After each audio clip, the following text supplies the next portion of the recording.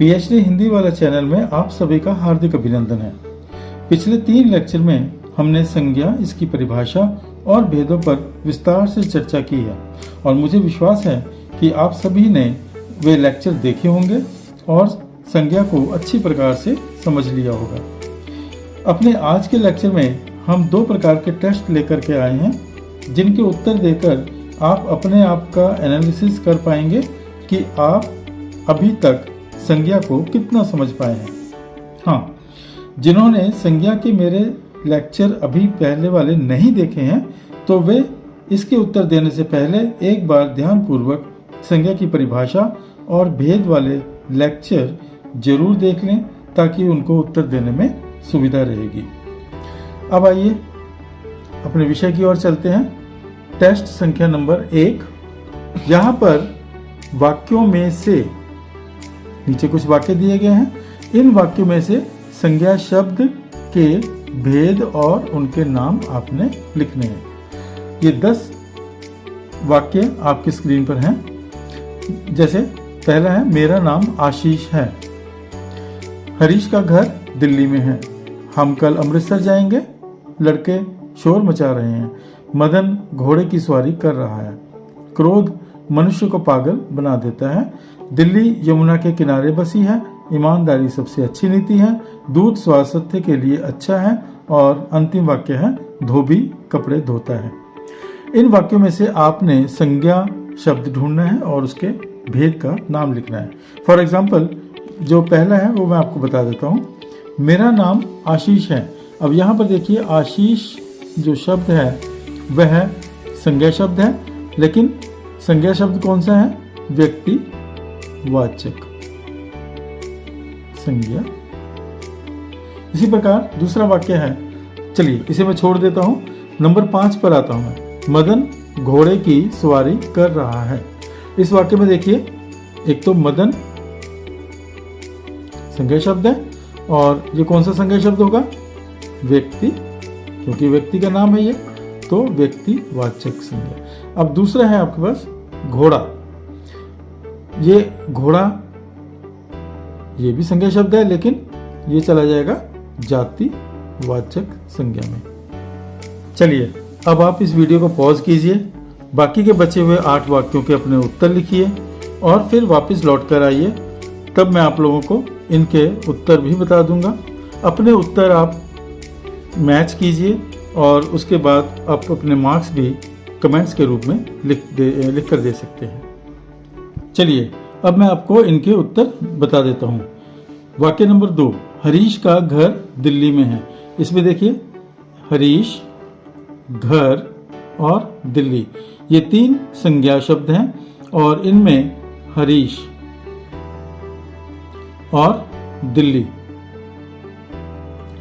ये व्यक्तिवाचक,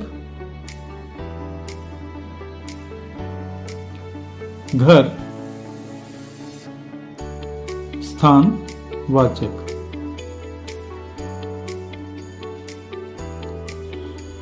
हम कल अमृतसर जाएंगे। इसमें अमृतसर ये फिर से व्यक्तिवाचक संज्ञा में आ जाएगा क्योंकि शहर का नाम है। लड़के शोर मचा रहे हैं। लड़के, लड़के शब्द जो हैं वो संज्ञा शब्द हैं, लेकिन जातिवाचक संज्ञा शब्द। नंबर 5 आप देख चुके हैं। नंबर 6, क्रोध मनुष्य को पागल बना देता है। इसमें संज्ञा शब्द है क्रोध, भाववाचक और दूसरा है मनुष्य, मनुष्य जातिवाचक। दिल्ली यमुना के किनारे बसी है। इस वाक्य में दिल्ली और यमुना ये 2 शब्द संज्ञा शब्द दिखाई देते हैं। दिल्ली भी नाम है और यमुना भी स्थान का नाम है, तो ये व्यक्तिवाचक के अंतर्गत स्थानवाचक संज्ञा शब्द होंगे। ईमानदारी सबसे अच्छी नीति है। इस वाक्य में ईमानदारी भाववाचक, क्योंकि ईमानदारी को हम देख नहीं सकते, केवल महसूस कर सकते हैं। दूध स्वास्थ्य के लिए अच्छा है, दूध, ये चला जाएगा द्रव्यवाचक संज्ञा में। धोबी कपड़े धोता है, धोबी नाम है तो ये जातिवाचक संज्ञा में चला जाएगा, क्योंकि पर्टिकुलर किसी व्यक्ति का नाम नहीं है, इसलिए धोबी जातिवाचक संज्ञा में जाएगा। चलिए अब हम चलते हैं टेस्ट संख्या नंबर 2 पर। इसमें ये थोड़ा सा कुछ अलग तरह का है। निम्नलिखित शब्द, नीचे कुछ शब्द दिए गए हैं, इनको संज्ञा के भेद अनुसार आपको लिखना है। नंबर 1 व्यक्तिवाचक, नंबर 2 जातिवाचक, नंबर 3 द्रव्यवाचक, नंबर 4 समूहवाचक और फिर भाववाचक। जितने भी ये शब्द हैं इनको आपने पढ़ना है, देखना है और फिर ये समझना है कि ये किस कैटेगरी का होगा और उस कैटेगरी के आगे आपने यहाँ पर उनके लिखते चले जाना है। इसे भी इसी प्रकार से आप पॉज लेंगे, अपना आंसर लिखेंगे और फिर वापस आएंगे और तब तक मैं इनके उत्तर दे चुका हूँगा। चलिए देखिए, जैसा पहला है व्यक्तिवाचक संज्ञा। अब यहाँ पर हम इनको नहीं देखेंगे, शब्दों के आधार पर देखेंगे। मेज, मेज कहाँ जाएगा? वस्तुवाचक में। मोहन भी व्यक्तिवाचक में। परिवार जातिवाचक या समूहवाचक, कहीं भी आप इसको कर सकते हैं। तो परिवार को आप समूहवाचक में रख लीजिए। कक्षा, ये भी दोनों में आ सकता है क्योंकि इसी के भेद हैं। नगर, ये व्यक्तिवाचक में, जातिवाचक में, क्योंकि पर्टिकुलर नाम नहीं है।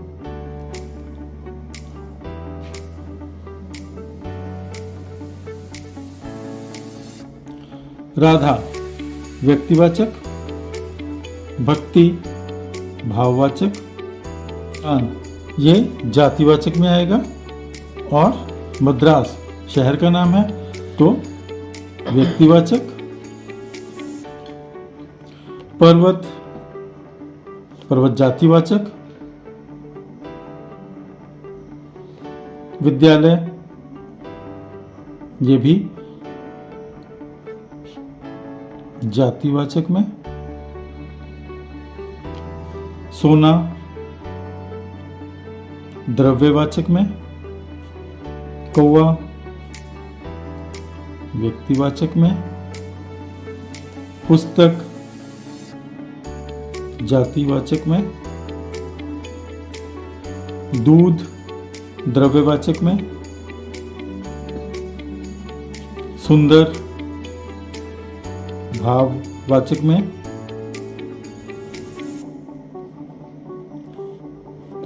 वीर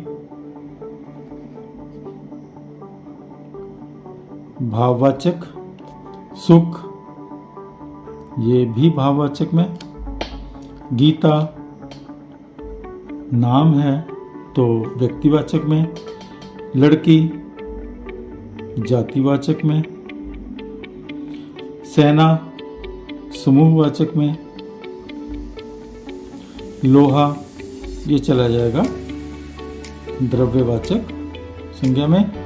वीरता भाववाचक संज्ञा।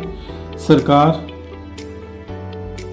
समूहवाचक में और महानता भाववाचक में।